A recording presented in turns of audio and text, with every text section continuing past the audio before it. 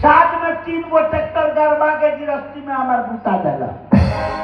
गृहस्थी करे ना सकेला। साथ में 3 गो ट्रैक्टर गरबा के गृहस्थी में बुता देला। हार जाइने से तो दुनू बापू खुरपिए से कोड़ के रोप देले। धन दौलत के कोनो कमी नहीं है। बाबूजी हमार निहुर के बतियावे ले 5000 रुपया पॉकेट से गिर जाला, औसत के मारे उठावे लेना। दुनू बापू तुम पोजीशन में जो भीख मांग के खाई न हाँ रुपया पैसा के कोनो कमी नहीं है। दू गो बसो हमारा चलेला चिड़ैये से पटना तक ले।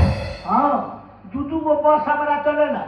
पैसेंजर के पटना पहुंचे के फुल गारंटी नहीं है, लेकिन हॉस्पिटल पहुंचे के फुल गारंटी बा। ओइजा तक ले पहुंचा दल में दिक्कत ना हुई। पहले तो हम पवन सिंह खानी रही महाराज। पहले पवन सिंह खानी रही हम गांव में ढुकनी 4 गो पीला खेल जाके पोलो में लड़ गई।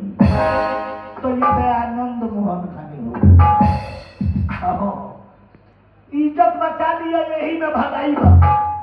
इज्जत बचा लिया यही में भलाई बा। जब से मोबाइल बहरल तब से प्यार के पढ़ाई बा।